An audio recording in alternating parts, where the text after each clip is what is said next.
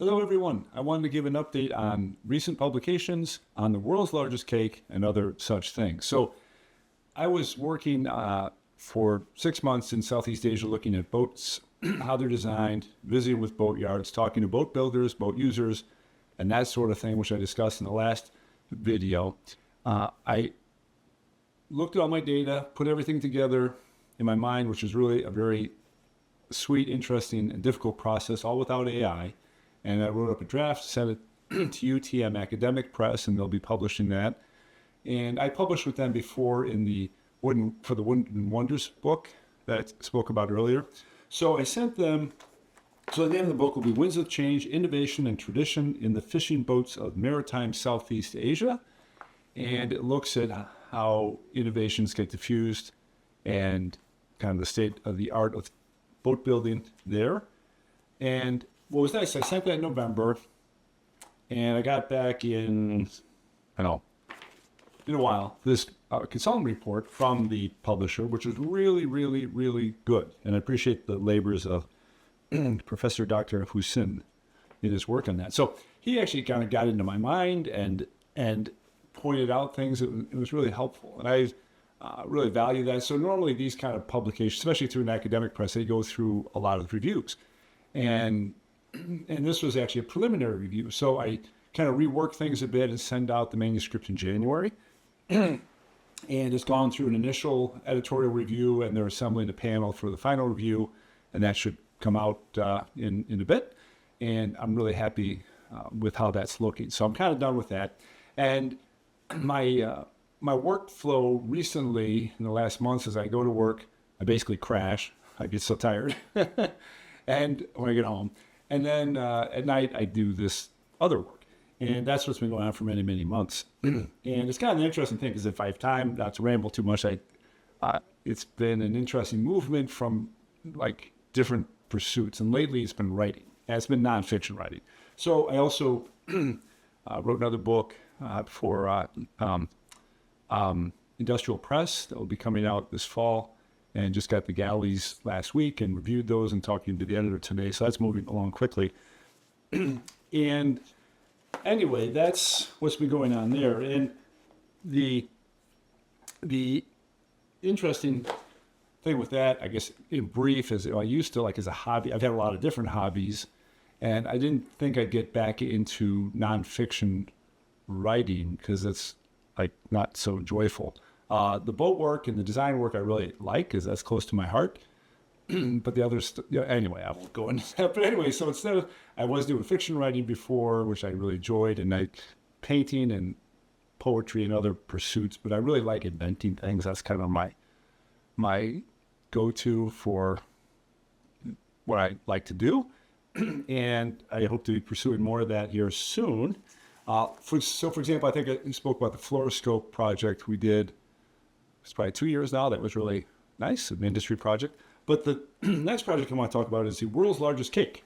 And this is a model of the framework for it that a couple of my students designed. And it'll be about 24 feet in diameter by 9 feet tall. So this supports the cake structure. And so these two friends have this great idea of making the world's largest cake to commemorate the 250th anniversary of the United States. So they asked me if I could assemble a group to design it, at least the structural stuff and that sort of thing. So lost a lot of sleep over this in terms of thinking about what bad things can happen to the world's largest cake. So everything from vermin to birds to seismic and all these sorts of things. So this is a design that students came up with, and it's really good. So that there's a scissor lift will go through the center of this, and it's kind of like there's a hole in the middle and cool things. You'll probably hear more about this later. And then these little carts that are separate, they're on wheels, so they can make the cake on these carts and slide them into position, because the higher tiers are more difficult to work with. So that's been really an interesting project to work with. And that should be built June 30th, I guess. Should be done by then. So that was really fascinating. And one of the elements I liked with that was, or like the students did the design work and they did a really good job with it. And like with the other projects, I kind of the project manager for it, just kind of push things along where they need to be pushed and help where I can. And one of the things with this design, because of the structural nature of it, I actually did analysis of it. So I did buckling analysis, which I haven't, done for a long time. And I did it both in the traditional mechanical engineering approach with Euler and Johnson approaches and that sort of thing. I also used the ASD, LRFD approaches that are used for structural tinder. So, and that was a challenging regimen. And what I wanted to point out here, I guess, was, and this was kind of the big factor for me, because I've done a lot of different things and I don't often do sort of analytic engineering anymore. And what I did is I calculated things, I gave it to the students and they did their own and, compared results, trying to make sure this thing's safe. But what I found fascinating was just being reminded, these things are not just math calculations where you come up with a number, but you have to get things right. And these kind of structures are more difficult because you don't build a practice one, test it, and do that sort of verification work. You have to design it and know that it works. So anyway, it reminded me that it's not just a math calculation, but the numbers that go into the equations, how well you do things, how careful you are, corroborating with other sources, and this really deep and penetrating investigation of the structural characteristics of this cake support. And what I most benefited from was, again, this reminder of it's not just a number you're looking for, or is it a safe or is it not safe, but actually ensuring the public trust in your work, that you really are confident entirely in your calculations and your work.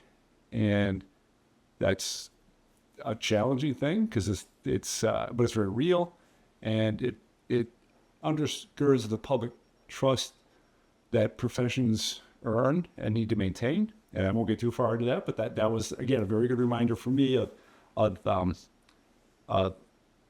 doing things carefully, correctly, analytically, robustly, holistically, all the other adverbs to come up with the right result. And so, really interesting project. So that's where things stand right now. I'll give you updates later. So this is not a topical discussion. This is sort of an update, which is what I've been doing lately, is things are really very much in flux for me right now. And that's a good thing. Thank you.